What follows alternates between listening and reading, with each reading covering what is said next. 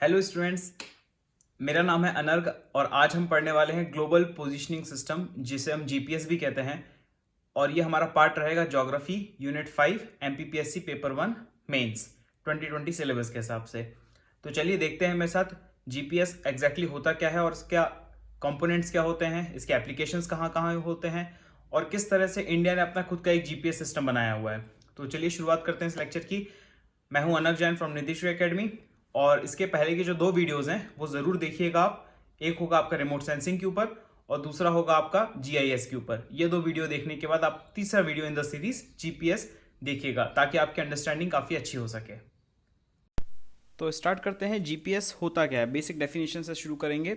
GPS is a satellite based navigation system that was developed by US Department of Defense in 1970s and it is a global system। तो यहाँ पे word आ रहा है global positioning satellite GPS. तो word है global, मतलब ये पूरे अर्थ को कवर कर रहा है। सबसे basic concept, it was initially made only for military needs but later it was made available to civilian needs also. तो मतलब जो आज और आप हम यूज़ करते हैं, गूगल मैप्स वगैरह यूज़ करते हैं, ये जीपीएस ही है जो सिविलियन यूज़ कर रहे हैं, मतलब आप और हम यूज़ कर रहे हैं। Okay, GPS provides continuous position and timing information anywhere in the world under any weather conditions। तो ये 2 वर्ड बहुत ज़्यादा इंपॉर्टेंट है, एक है पोजिशनिंग और दूसरा है टाइमिंग। तो ये दोनों चीज़ जीपीएस प्रोवाइड करता है, क्योंकि इन्हीं 2 वर्ड्स के बेसिस पे हम इसके एप्लीकेशंस देख पाएंगे कि किस तरह से ये पोजिशनिंग एंड टाइमिंग में हेल्प करता है। और ये हर जगह वर्क कर सकता है under any weather conditions. GPS एक किस्म का पैसिव सिस्टम है। पैसिव सिस्टम का मतलब क्या होता है कि इसमें आप जो यूज़र रहता है वो सिर्फ और सिर्फ सिग्नल रिसीव कर सकता है, वो सिग्नल दे नहीं सकता। इसका मतलब क्या हुआ कि आप सैटेलाइट को मैसेज नहीं कर सकते कि यार सिग्नल भेजो। सैटेलाइट सिग्नल भेज रही है, आप सिर्फ रिसीव कर रहे हो, इसलिए पैसिव सिस्टम है। जीपीएस एक कॉन्स्टिलेशन है लगभग 24 सैटेलाइट का। ओके, इससे ज़्यादा भी सैटेलाइट्स हैं पर 24 ऑपरेशनल रहती हैं किसी भी एक टाइम पे। देयर आर 6 ऑर्बिटल प्लेन्स और हर ऑर्बिटल प्लेन पे 4 सैटेलाइट्स रहती हैं। ओके, तो 6 4 24 इस तरह से सैटेलाइट्स हो गई हैं आपकी। जीपीएस ऑर्बिट्स आर मोर और लेस सर्कुलर्स। अब मैं आपको एक चीज़ बता देता हूँ, ऑर्बिटल प्लेन्स क्या होता है। जैसे कि आपका अर्थ है, हमारा नेचुरल सैटेलाइट क्या है भाई, मून है हमारा। तो मून का एक ऑर्बिट है, मून एक पाथ पे घूमता है अर्थ के आसपास। तो इसी तरह उस पाथ को हम कहते हैं ऑर्बिट। तो इसी तरह इन सैटेलाइट्स का एक ऑर्बिट रहता है, पर ये ऑर्बिट अर्थ के काफ़ी क्लोज रहता है, तभी तो अर्थ की पिक्चर्स ले पाएगा, उसकी पोजिशनिंग ले पाएगा। ओके, ये जो डायग्राम है इसमें आप प्रॉपर जीपीएस देख सकते हैं। क्या है, आपको बीच में अर्थ दिख रहा है क्लियर। अब आप आसपास रिंग्स देखिए, और ये रिंग्स मैंने अलग अलग कलर के लिए हैं। तो आप देखेंगे येलो है, फिर आपको बैंगनी कलर है, फिर आपका ब्लैक है, फिर ग्रीन है, फिर ब्लू है एंड रेड है। तो ये सारे कलर्स हैं। ये कलर क्या बता रहे हैं, ये एक एक ऑर्बिट है। तो टोटल 6 कलर्स हैं, तो मतलब 6 ऑर्बिट हो गए। इन्हें ऑर्बिटल प्लेन कहेंगे। ये डिफरेंट डिफरेंट पे इंक्लाइंड रहते हैं अर्थ से, लगभग 55 डिग्री इसका इंक्लिनेशन होता है। और एक ऑर्बिटल प्लेन पे 4 सैटेलाइट्स होते हैं। ओके, तो इस तरह से 24 सैटेलाइट्स का कॉन्स्टिलेशन होता है। ऊपर लिखा है कि ये 2200 किलोमीटर एल्टीट्यूड पे रहते हैं अर्थ से। ओके, तो ये आपको एक जीपीएस का डायग्राम, आप एग्जाम में चाहें तो ऐसा एक प्लेन बना सकते हैं, ऑर्बिटल प्लेन बना सकते हैं। आप किसी भी डायरेक्शन बना सकते हैं और बस वहाँ पे 55 डिग्रीज लिख दीजिएगा, आपको अच्छा एक वेट मिल जाएगा आपके आंसर्स में। इसके बाद हम पढ़ेंगे सेगमेंट्स ऑफ जीपीएस। तो जो जीपीएस रहता है इसमें 3 सेगमेंट होते हैं। एक होता है स्पेस सेगमेंट, एक होता है यूजर सेगमेंट, एक होता है कंट्रोल सेगमेंट। ओके, जो स्पेस सेगमेंट है वो डायरेक्टली मैसेज भेजता है यूजर सेगमेंट को भी, और स्पेस सेगमेंट डायरेक्टली मैसेज भेजता है कंट्रोल सेगमेंट को भी। कंट्रोल सेगमेंट एक तरह से कंट्रोल करता है पूरे स्पेस सेगमेंट को। ओके, तो आपको थोड़ा बेसिक समझ में आ गया। देखिए, स्पेस सेगमेंट में क्या होगा, आपकी 24 सैटेलाइट्स हैं। तो सैटेलाइट का कॉन्स्टिलेशन रहेगा from where each GPS satellite transmits a signal which is controlled by highly accurate atomic clock. अब आपको याद रखना है कि इन सैटेलाइट्स में जो बेसिकली इस तरह का फंक्शन करती हैं, जिसमें पोजिशनिंग की बात करती हैं या टाइमिंग की बात करते हैं, तो मैंने आपको बताया था शुरू में कि पोजिशनिंग एंड टाइमिंग सर्विसेज। तो जो टाइमिंग होता है ये कहाँ से पता चलता है, तो भाई ये पता चलता है एक्यूरेट एटॉमिक क्लॉक से। मतलब ये आपके नैनो सेकेंड्स तक को भी कैप्चर कर लेती हैं, इतनी हाईली एक्यूरेट एटॉमिक क्लॉक्स होती हैं। और काफ़ी इंपॉर्टेंट इनका ये होता है, रोल रहता है एक सैटेलाइट के अंदर। कंट्रोल जो सेगमेंट होता है, it consist of world wide network of tracking stations with master control facility at Colorado. तो जो आपका जीपीएस है इसका मास्टर कंट्रोल फैसिलिटी मतलब वो सारा कंट्रोल फैसिलिटी का एकदम बॉस है, समझ लो, वहाँ से सारी हेडक्वार्टर समझ लो एकदम सिंपल टर्म्स में, तो वो कोलोराडो में है अमेरिका में जीपीएस का। ओके, यूजर सेगमेंट क्या होता है? Consist of receiver sets. आपका हाथ में मोबाइल हो गया या आपके पास एक प्रॉपर जीपीएस रिसीवर्स है या आपका ट्रैकिंग डिवाइस है, तो ये सारे रिसीवर्स हैं। ओके, तो ये सारे सिग्नल्स रिसीव करेंगे। इट हैज़ एन एंटीना, एक रिसीवर प्रोसेसिंग यूनिट और एक डिस्प्ले यूनिट। तो ये एक रिसीवर के अंदर तीन चीज़ें होती हैं, एक एंटीना होता है, आपके मोबाइल के अंदर एक एंटीना होता है, इनबिल्ट एंटीना होता है, एक रिसीवर प्रोसेसिंग यूनिट होता है और एक डिस्प्ले यूनिट होता है जो बताता है कि बॉस आपका लोकेशन किधर है। ओके, तो ये जो डायग्राम आपको दिख रहा है ये डायग्राम आप जरूर एग्जाम में बनाइएगा जब भी आप सेगमेंट्स ऑफ जीपीएस डिस्क्राइब कर रहे हैं। तो आप एक तरफ सैटेलाइट्स बना सकते हैं, यूजर सेगमेंट हो गया और कंट्रोल सेगमेंट हो गया। जो 24 सैटेलाइट्स का कॉन्स्टेलेशन है जिसे हम स्पेस सेगमेंट भी कहते हैं, उसे अर्थ पे कंट्रोल स्टेशन से या कंट्रोल साइट से कंट्रोल किया जाता है। तो जो जीपीएस की कंट्रोल साइट्स हैं वो वर्ल्ड में इन सारी जगहों पे लोकेटेड है जो आप अपने मोबाइल में मैप्स पे देख सकते हैं। एक हवाई में है, एक है असर्शन आइलैंड में, एक डिएगो ग्रेशिया में जो इंडियन ओशन रीजन में है और एक है क्वाजेलेन में जो कि आपके फिलीपींस के पास में है। तो ये जो है ये सारी monitor station and ground antennas हैं जीपीएस के। इसका मैंने बताया था मास्टर कंट्रोल फैसिलिटी जिसको मास्टर कंट्रोल स्टेशन भी कहते हैं वो कोलोराडो स्प्रिंग्स में है, वो जो जगह है वो कोलोराडो में है अमेरिका में। इसके अलावा एक बैकअप ग्राउंड एंटीना है जो केप कार्निवल में भी है और केप कार्निवल काफ़ी फेमस है, यहाँ से काफ़ी सैटेलाइट्स लॉन्च होती हैं अमेरिका की, नासा की और आपकी स्पेस एक्स जो एलॉन मस्क का है वहाँ से भी काफ़ी सैटेलाइट्स लॉन्च होती हैं केप कार्निवल से। तो ये सारी जो कंट्रोल साइट्स हैं यहाँ से कंट्रोल होता है वो जीपीएस अलग अलग जगहों पे। एक चीज़ आप कॉमन देखेंगे कि काफ़ी क्लोज टू इक्वेटर बनाई गई हैं। क्यों? क्योंकि इक्वेटर से सिग्नल भेजना बहुत आसान रहेगा, राइट? क्योंकि अर्थ का एक बल्जिंग शेप है, तो जो बल्जिंग शेप है तो इक्वेटर सबसे क्लोज रहेगा किसी भी सरफेस से। तो इस तरह से इक्वेटर पे बनाई जाती हैं सारी साइट्स, कोशिश की जाती है कि इक्वेटर के काफ़ी क्लोज रहे। अब हम देखेंगे बेसिक आइडिया जीपीएस का कैसे वर्क करता है। ये क्वेश्चन आपका 3 मार्कर में इजीली आ सकता है। तो अगर मैं आपको बताऊं, एक अपन सिंपल कॉन्सेप्ट लेते हैं कि हमें भोपाल पहुंचना है मान लीजिए। ओके, एक रास्ता छिंदवाड़ा से जा रहा है ऊपर भोपाल की तरफ, एक रास्ता ग्वालियर से नीचे आ रहा है भोपाल की तरफ, एक रास्ता आ रहा है सिंगरौली से भोपाल की तरफ। तो हमें नहीं पता है कि रास्ता कहाँ मिलेगा, हमने बोल दिया कि आप ग्वालियर से सीधे चले जाओ, सिंगरौली से सीधे चले जाओ और छिंदवाड़ा से सीधे चले जाओ और हमने डायरेक्शन बता दिया। तो ये चीज़ें तीनों चीज़ें जहाँ पे भी इंटरसेक्ट करेंगी, एक सुपरफिशियल ले लीजिए, वो जगह मान लीजिए भोपाल है। तो सेम कंसेप्ट आपका सैटेलाइट में भी यूज़ होता है। जो आपके सामने डायग्राम है राइट साइड में, आप पहले वो देखिए। 3 सैटेलाइट दिख रही हैं, तीनों सैटेलाइट का एक रेडियस है R1, R2 एंड R3 जहाँ पे वो रीडिंग्स ले सकते हैं, वो इमेजिनरी ले सकते हैं। अब ये तीनों रीडिंग्स जहाँ पे इंटरसेक्ट करेंगी वो पॉइंट होगा उस रिसीवर का जहाँ पे वो उसने सिग्नल ऑन किया है अपने मोबाइल का या जीपीएस रिसीवर का। ओके, तो वो अर्थ पे इस तरह से पॉइंटेड हो जाएंगी। तो ये जो चीज़ है ये कंसेप्ट कहलाता है कंसेप्ट ऑफ रीसेक्शन। तो जो मैंने पहले आपको भोपाल वाला एग्जांपल दिया वो कहलाएगा एक सर्वेइंग के टर्म्स में कंसेप्ट ऑफ इंटरसेक्शन, मतलब ये तीनों चीज़ें जहाँ इंटरसेक्ट करेंगी भाई वो भोपाल है। सिमिलरली अगर आपको भोपाल का एड्रेस पता है तो आप तीनों बता सकते हो, सीधे यहाँ चले जाओ, सीधे यहाँ चले जाओ, सीधे यहाँ चले जाओ, तो आपको वो सैटेलाइट्स मिल जाएंगी। तो सेम इसी कंसेप्ट के बेसिस पे ये बेसिक आइडिया होता है जीपीएस का, इस तरह से जीपीएस वर्क करता है। तो हर सैटेलाइट अपना एक R1, R2, R3 उसका रहता है फिक्स्ड और वो जहाँ पे भी इंटरसेक्ट करेगा वो उस रिसीवर का लोकेशन आपको पता चल जाएगा। If the distances from the point on the earth a GPS receiver to 3 GPS satellites are known along with the satellite locations, then the location of the point or receiver can be determined by simply applying the concept of resection. Okay, इस concept के basis पे GPS work करता है। Each GPS satellite continuously transmits a microwave radio signal, और ये microwave radio signal के बारे में किसको पता रहता है? तो जो मैंने बताया था मास्टर कंट्रोल फैसिलिटीज़ रहती हैं और डिफरेंट ग्राउंड एंटीनाज रहते हैं, वो ये सारे सिग्नल्स को कैप्चर करते रहते हैं। तो ये ग्राउंड एंटीनाज बता देते हैं एग्जैक्ट पोजीशन ऑफ सैटेलाइट। जब exact position of satellite known रहती है तो उस रिसीवर का पोजीशन निकालना कोई बड़ी चीज़ नहीं है। It can be calculated from the concept of resection. Okay, आगे समझ में यहाँ तक? तो जीपीएस का एप्लीकेशन अब हम देखते हैं। ये आपका 3 मार्कर या 5 मार्कर में आ सकता है आपके एमपीपीएससी एग्जाम्स में। सबसे पहला इसका एप्लीकेशन रहेगा एविएशन में। तो एविएशन मतलब आपका एयरक्राफ्ट वगैरह से related. Modern day aircraft use GPS receivers to provide real time positioning of aircraft. It also helps in deciding the fastest route, कि कौन सी रूट से हम फास्टेस्ट वे में पहुंच सकते हैं।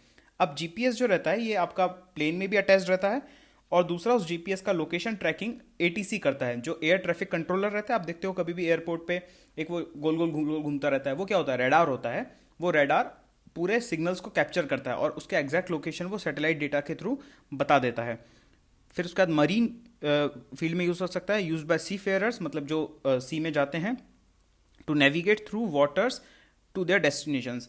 लोकल लेवल पे जो जैसे महाराष्ट्र के आसपास जो फिशरमैन कम्युनिटी रहती है, और भी जो स्टेट्स हैं जहाँ फिशरमैन कम्युनिटी रहती है, उनकी जो बोट्स रहती हैं उसमें भी आजकल जीपीएस रिसीवर लगाना शुरू हो गया, ताकि अगर कोई भी इमरजेंसी कोई केस हो जाए या कभी भी तूफान जैसा कोई केस आ जाए तो उनको वापस बुलाया जा सके और उन्हें कांटेक्ट किया जा सके।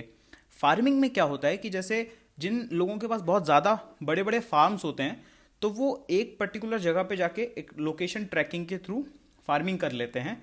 और उसके बाद क्या होता है कि जैसे उनको एग्जैक्टली पता रहता है कि इसके कितने दिनों बाद हमें इस फसल को काटना है, या फसल का उसमें पेस्टिसाइड डालना है, या कुछ भी इनपुट डालना है, आउटपुट निकालना है, तो वो उनको ट्रैक हो जाता है कि कैसे हम वहाँ पे जा सकते हैं।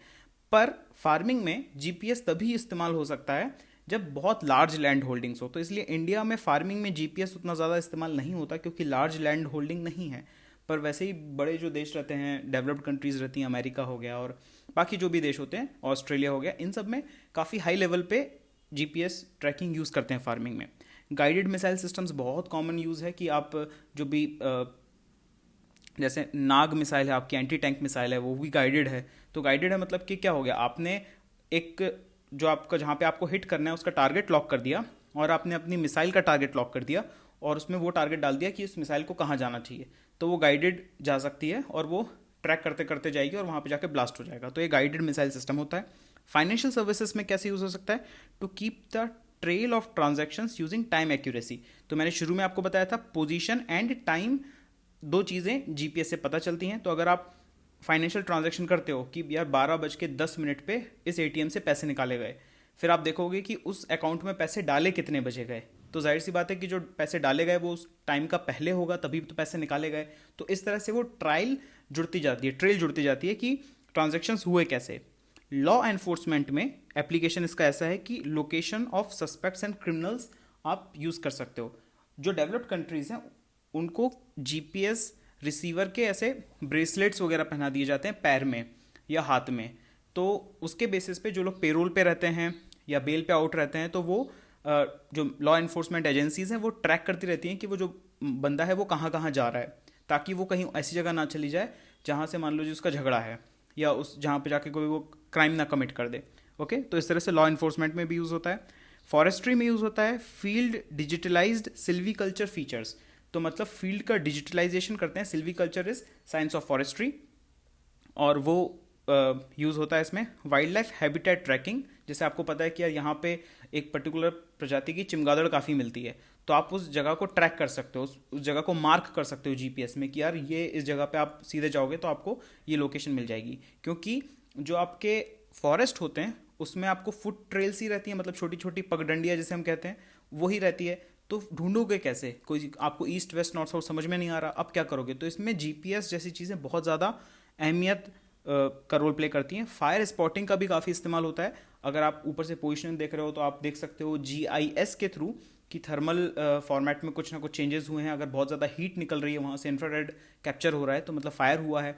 जैसे अभी उत्तराखंड में फायर का काफ़ी केस चल रहा है, तो फायर आप देख सकते हो, स्पॉटिंग कर सकते हो और उसको कंट्रोल कर सकते हो। और इसी तरह आप एरियल स्प्रे भी कर सकते हो, उसमें भी जीपीएस यूज़ हो सकता है।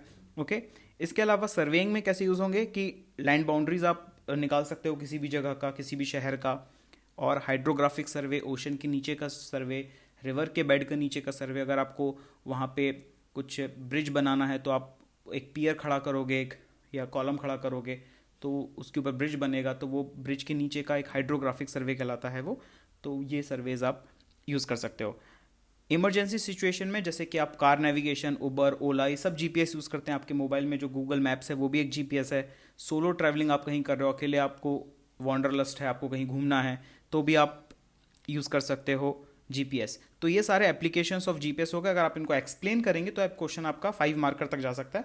अगर सिर्फ लिखने को आ जाए पॉइंट वाइज तो आप 3 मार्कर्स में सफिशिएंट पॉइंट आप लिख सकते हैं। जीपीएस की पोजीशनिंग सर्विसेज क्या होती हैं, मैं आपको एकदम ब्रीफ में बता देता हूँ। जीपीएस की 2 सर्विसेज होती हैं। एक होती है प्रिसाइज पोजीशनिंग सर्विस जिसे हम पीपीएस कहते हैं, एक होती है स्टैंडर्ड पोजीशनिंग सर्विस जिसे हम एसपीएस कहते हैं। जो पीपीएस रहता है वो सिर्फ मिलिट्री एक्सेस रहता है, मतलब कि वो मिलिट्री के जो ऑथराइज्ड पर्सनल होते हैं वो ही यूज़ कर सकते हैं इसे, और उसकी एक्यूरेसी काफ़ी हाई होती है। मतलब 16 मीटर की हॉरिजॉन्टल कंपोनेंट, मतलब कि लेंथ विड्थ वाला कंपोनेंट, और 23 मीटर का वर्टिकल कंपोनेंट। तो मान लीजिए कोई मिलिट्री है और उसे कोई मिसाइल वगैरह दागनी है या ड्रोन अटैक करवाना है किसी पे, तो वो ये पीपीएस सिस्टम यूज़ करता है जीपीएस का। तो उनका प्रिसाइज मतलब 16 मीटर से और 23 मीटर तक का एक्यूरेसी उसमें रहेगा। तो मतलब अगर उन्होंने कोई घर मार्क करके रखा है तो 16 मीटर और 23 मीटर के अंदर डेफिनेटली वो उस घर पे ही जाके लैंड करेगी वो चीज़। ओके। जो एसपीएस रहता है जिससे कि हम स्टैंडर्ड पोजीशनिंग सर्विस कहते हैं, वो वर्ल्ड वाइड हम यूज़ करते हैं। तो जो आपके मोबाइल में यूज़ हो रहा है या आपके जो एयरक्राफ्ट वगैरह में यूज़ होता है या आपके छोटी मोटी चीज़ें जो भी आप जीपीएस रिसीवर्स यूज़ करते हो वो एसपीएस यूज़ करते हो, और उसकी एक्यूरेसी लगभग 100 मीटर हॉरिजॉन्टल होती है और 156 मीटर वर्टिकल होती है। तो कई बार आप ऐसा देखोगे कि आप अपनी लोकेशन पे खड़े हो, उसी लोकेशन पे खड़े हो, पर तब भी गूगल मैप्स आपको नहीं बता पा रहा है और वो आपको बता रहा है कि 70-80 मीटर्स दूर है या पास है या कुछ भी ऐसा। तो वो क्यों बता रहा है, एकदम एक्यूरेट क्यों नहीं बता पाता? क्योंकि हम एसपीएस यूज़ कर पा रहे हैं और उसकी एक्यूरेसी थोड़ी कम ज़्यादा होती है depending on the receiver and the traffic at the satellite. GPS receivers के कुछ इनहेरेंट एरर्स होते हैं, जैसे कि मैंने आपको बताया कि ये एसपीएस वाला जो एरर्स होते हैं ये एरर्स थोड़े जीपीएस में आते हैं। जीपीएस सिग्नल्स वीक होते हैं जब एलिवेटेड रीडिंग्स ली जाएं, मतलब कि जीपीएस आपके ग्राउंड की पोजीशन आपको बता सकता है कि आप यहाँ से 10 किलोमीटर दूर गए तो जीपीएस बता सकता है, पर आप अगर 10 किलोमीटर हवा में गए तो जीपीएस उतनी अच्छी रीडिंग नहीं दे पाता है। ओके। और इसकी रीडिंग वीक पड़ जाती है अगर आप किसी ब्रिज के नीचे खड़े हो। तो आप देखोगे कई बार आप गूगल मैप्स को फॉलो कर रहे हो और ब्रिज के नीचे से लेफ्ट लेना है या ब्रिज के नीचे से राइट लेना है, तो भाई आपका जीपीएस थोड़ा कंफ्यूज हो जाएगा, घुमाने लगेगा, कोई और रास्ता बता देगा आपको। ओके। या फिर अगर आप थिक कैनोपी ऑफ फॉरेस्ट के नीचे खड़े हो, बहुत ज़्यादा जंगल के अंदर डीप इनसाइड द फॉरेस्ट है, बहुत सारा थिक कैनोपी है, ओके, तो आपका जीपीएस काफ़ी तक सिग्नल रिसीव नहीं करेगा। क्यों? क्योंकि इसके जो सिग्नल्स होते हैं वो रेडियो सिग्नल्स होते हैं और इस टाइम पे वो काफ़ी वीक पड़ जाते हैं। इसको हमेशा एक क्लियर स्काई चाहिए होता है क्लियर व्यू के लिए, तब आपका जीपीएस काफ़ी अच्छे से वो रिसीव कर लेता है। ओके। जो लास्ट 2 पॉइंट है ये काफ़ी इंपॉर्टेंट है। अब मैं आपको बताना चाहूँगा इंडिया का खुद का जो नेविगेशन सैटेलाइट सिस्टम है जिसे हम नाविक कहते हैं, और IRNSS इसका ओरिजिनल नाम था, इसको नाविक नाम दिया गया है, is design to provide accurate real time positioning and timing services. ये इंडिया का जीपीएस है, पर याद रखना है कि ये लोकलाइज्ड है, ये सिर्फ इंडिया के लिए बना है, ये ग्लोबल नेटवर्क नहीं है। इसके अलावा रशिया का जो है वो ग्लोनास कहलाता है, चाइना का जो है वो बैडू कहलाता है, और इसके अलावा जापान का भी एक है और यूरोप का भी है जिसको गैलीलियो सिस्टम कहते हैं। तो ये सारे सिस्टम से अब आपको याद रखना है कि कौन सा ग्लोबल है और कौन सा लोकल लेवल पे बना है। जो इंडिया का है नेविगेशन सिस्टम ये लोकलाइज्ड है, ये इंडिया के लिए ही बना हुआ है। इसमें 3 ऐसी सैटेलाइट हैं जो जियो स्टेशनरी ऑर्बिट में है, 3 जियो में है, 3 GEO याद रखना है, और 4 GSO मतलब जियो सनसिंक्रोनस ऑर्बिट। तो ये 4 GSO है। 4 GSO का मतलब ये हुआ कि ये जो 4 GSO हैं ये मूव कर सकते हैं अपनी जगह पे, और जो 3 रहेंगे वो क्योंकि जियो स्टेशनरी है वो 36,000 किलोमीटर अबव द स्काई है, वो स्टेशनरी फॉर्मेट में ही रहेंगे। ओके। और इसके अलावा ये 2 टाइप की सर्विसेज प्रोवाइड करेगा। एक होगा आपका स्टैंडर्ड पोजिशनिंग सर्विस जो कि ऑल यूजर्स हम सबके लिए रहेगा, और एक रहेगा एनक्रिप्टेड सर्विस जो रेस्ट्रिक्टेड या ऑथराइज्ड पर्सनल के लिए ही यूज़ होगा, मतलब कि मिलिट्री या इस तरह की चीज़ों के लिए। ओके। एप्लीकेशन कहाँ पे यूज़ हो सकता है? Terrestrial, aerial, marine navigation, disaster management, vehicle tracking, fleet management, precise timing, mapping, इन सब चीज़ों के लिए। और बाजू में अमेरिकन जीपीएस के बारे में दिया है जो हमने ऑलरेडी लेक्चर्स में पढ़ रखा है। ये जो क्लिप है ये टाइम्स ऑफ इंडिया से निकाली गई है, तो आप इसे एक बार देख सकते हैं। ये क्वेश्चन यूपीएससी में भी आ चुका है। मैं आपको बताना चाहूँगा कि इंडिया का क्या ज़रूरत थी कि हम ये एक नाविक सिस्टम अपना खुद का बनाएं। 2 रीजंस थे। एक तो पहला कि हम किसी फॉरेन बॉडी पे डिपेंडेंट ना रहे, दूसरा हमारा कंट्रोल रहे, तीसरा हमारी मिलिट्री नीड्स, क्योंकि इंडिया एक इमर्जिंग कंट्री है साउथ एशियन रीजन में, तो उसके लिए अपना खुद का जीपीएस होना काफ़ी ज़रूरी होता है। जब मिलिट्री के सिग्नल्स की बात आती है तो हमारे सारे सिग्नल्स एनक्रिप्टेड रहते हैं और इसको सिर्फ और सिर्फ मिलिट्री यूज़ कर सकती है, इंडियन मिलिट्री यूज़ कर सकती है। तो ये सब कुछ फ़ायदे थे। इस लेक्चर में इतना ही, और इस चैनल को सब्सक्राइब ज़रूर करिएगा, लाइक करिएगा और शेयर करिएगा, ताकि हम आपके लिए और भी अच्छे कंटेंट लेकर आ सकें। और हम आपका तब तक के लिए साइनिंग ऑफ फ्रॉम निधिश एकेडमी। मैं हूं अनर्क जैन। पढ़ते रहिए, मेहनत करते रहिए, सिलेक्शन आपका डेफिनेटली हो जाएगा। और कमेंट करके लिखिएगा आपको ये वीडियो लेक्चर कैसा लगा, और कोई भी डाउट हो please comment and we'll try to solve it. Okay, good bye.